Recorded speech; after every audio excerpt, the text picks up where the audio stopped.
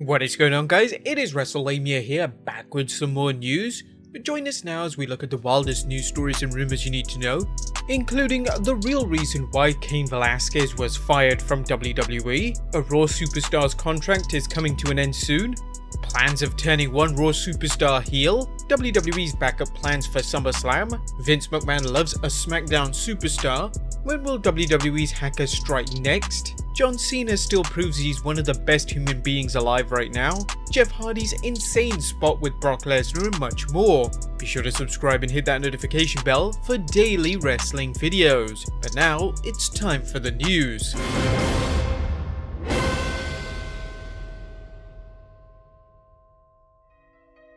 Our first story looks at the real reason Cain Velasquez was fired from WWE. Now, as you know, WWE had released a number of talent due to cost-cutting measures, and within those mass releases was UFC heavyweight champion Cain Velasquez, who was released from the company on 28th April despite only having one 88-second match with Brock Lesnar and a few run-ins.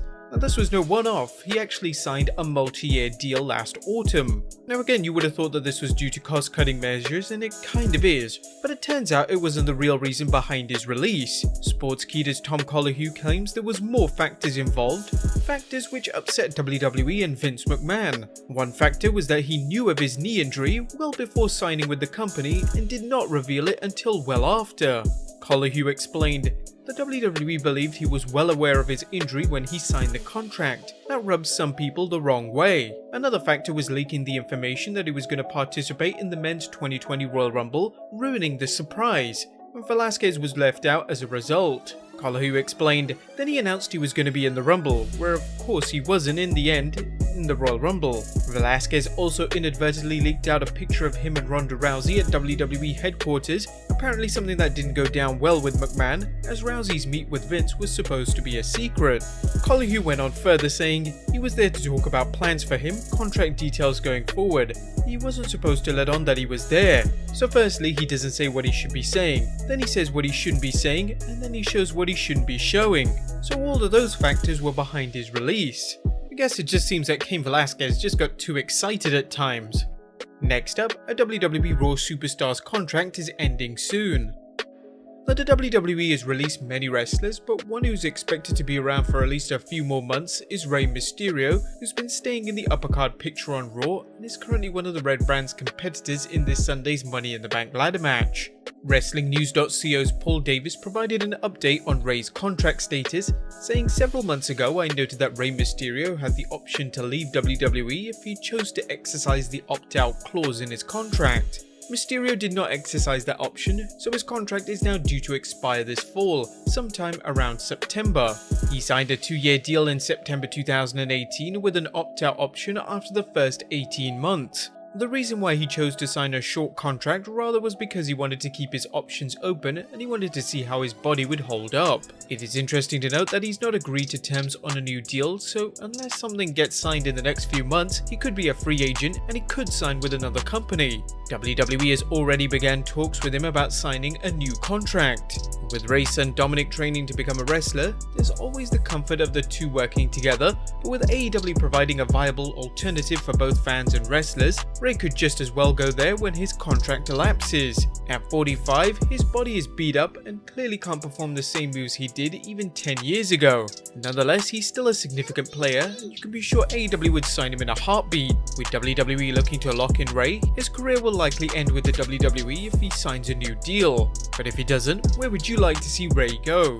Next up, a Raw superstar planning to turn heel tonight. Now, if you're not interested in these spoilers, please skip ahead or check out the timestamps in the description below. Now, according to WrestlingNews.co, it reported that WWE has current plans to turn Apollo Crews heel. Now, those seeds were planted last week when he showed frustration from his kayfabe injury and unable to compete in the Money in the Bank ladder match. But WrestlingNews.co reported they are turning him. He was going to turn on Chad Gable before Vince decided to move him back to Raw. Now, some would agree that since he's been a babyface his whole run in the WWE, that he needs some changes to his character. But considering he's had a lot of momentum getting into the US title picture and could eventually win it, is now the right time? Probably not. Next up, WWE's backup plans for SummerSlam.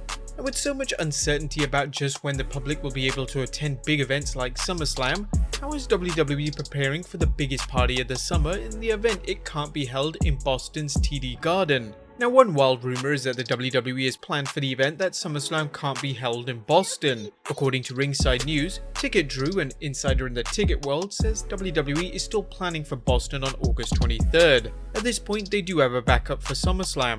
He didn't reveal those locations, but more information is forthcoming. The insider was quoted as saying, "To elaborate a little further, Boston is the plan. There is backups if needed. Again, all speculation, but SummerSlam is a go. I'll have more on Monday's episode of PWR 360 Primetime Live on Fight TV. There's no doubt WWE will do whatever it can to avoid running another major pay-per-view at the Performance Center, but what will they do if all 50 states still have a stay-at-home order?" Next up, Vince McMahon loves a Smackdown superstar. Now, it looks like Heavy Machinery's Otis has become one of Vince McMahon's favourites, as seen by the ongoing Mandy Rose and Otis romance storyline, as well as Otis qualifying for the Money in the Bank ladder match. Now, Ringside News is reporting that Vince is the driving force on all things Otis. Like everything else in WWE, Vince McMahon has the final say-so. He is especially involved in the Heavy Machinery members' push. What this means for Otis as a singles wrestler remains to be seen, and equally important, what could it mean for Otis's tag team partner Tucker if Otis gets a singles push? Next up is Lacey Evans booby-trapping the Money in the Bank ladder match. Marine SWAT team member turned WWE superstar Lacey Evans has a clear strategy for winning this Sunday's Women's Money in the Bank ladder match, with Evans taking to social media to show her plan, including a robust exercise regime, acquiring a layout of WWE headquarters, and apparent efforts to install booby traps throughout the Performance Center. Now, we'll skip the double entendres, especially given YouTube's bizarre censoring algorithms, and share Lacey's recent tweet on the match. Phase 3, get inside WWE headquarters and set booby traps. Lots and lots of booby traps. The idea of improvised explosive devices might appeal to Vince McMahon if he's looking for storylines to get rid of WWE talent, but it's more likely wrestling sassy Southern Belle will be installing traps a bit less lethal. Maybe she's been watching Home Alone too much. Nonetheless, with both the men and women's matches transpiring at the same time, this could make for an even more exciting pay-per-view.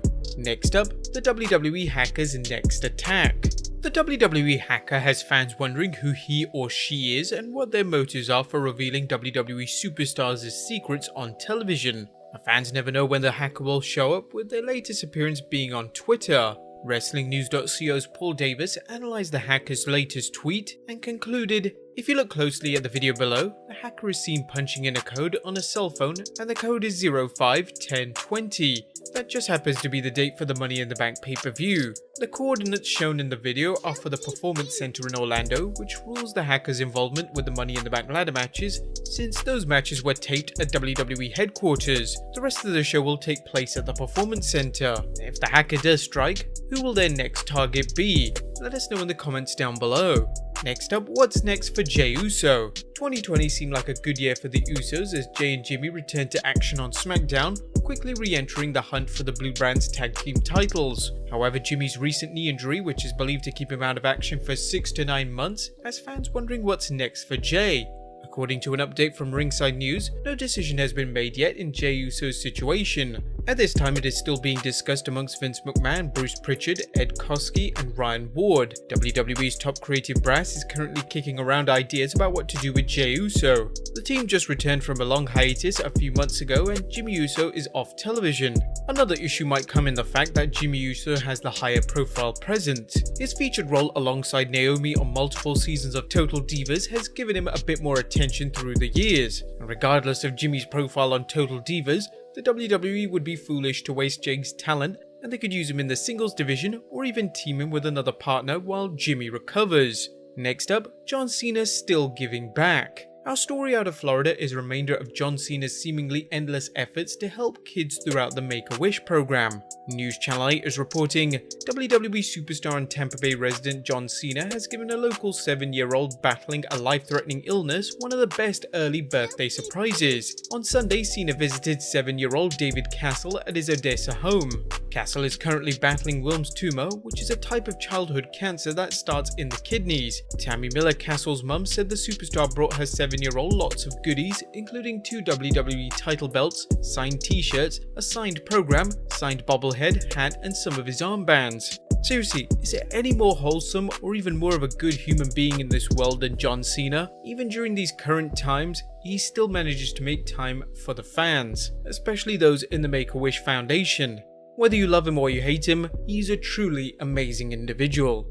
Next up, Jeff Hardy's insane spot with Brock Lesnar.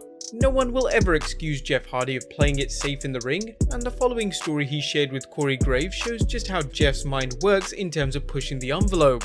There was an idea with Brock. I thought it was possible where he would do a swanton to Paul Heyman, but I would be doing it over Brock like he was down in the corner. I would do the swanton and he would spear me upside down out of the air because I thought it was possible. Someone like Brock, he'd be able to do that. They said no, you can't try that. That's insane. We wonder what other off-the-wall stunts Jeff has thought of, only to be turned down by cooler heads. But speaking of insane ideas, check out our last story, which is Big E's unlikely original idea for his character. Now, it's difficult to imagine a time when New Day member Big E was just a rookie looking to make a name for himself in the industry. However, back during his time in WWE's Florida Championship Wrestling developmental system, the powerlifter turned wrestler was doing just that, throwing out possible gimmicks for his wrestling persona, one of which you might think was a Vince McMahon creation, but actually came out from the future Big E. Speaking on the rap, Langston recalled his time in FCW. I fooled around with some different ideas. Mailman, in case you didn't know, was a wrestling mailman. I don't remember all the intricacies, but it was at a time before I got signed, and so my buddies thought, we'd kind of bat around ideas, and we thought it would be a good idea. Thankfully for Big E, the people running the show in FCW thought better, nixing the idea. Big E still remembers the details of what he wanted to do, including his entrance. My name was going to be Mel, last name Man, and I was going to come out with those shorts like old school postal service shorts that were tight. You know what I mean, I had my mailbag. Wrestlers have come back from the worse gimmicks than that, but it's definitely not the way you want to start your career. What do you think of Big E's ideas? Let us know in the comments down below. Subscribe if you haven't already, follow us on Instagram and Twitter. A massive thank you to new subscribers Don Quita Shelton, Portia W, and Ashley Neubauer. Your support for the channel is incredibly needed during these times. But as always, I'll see you next time with some more wrestling content.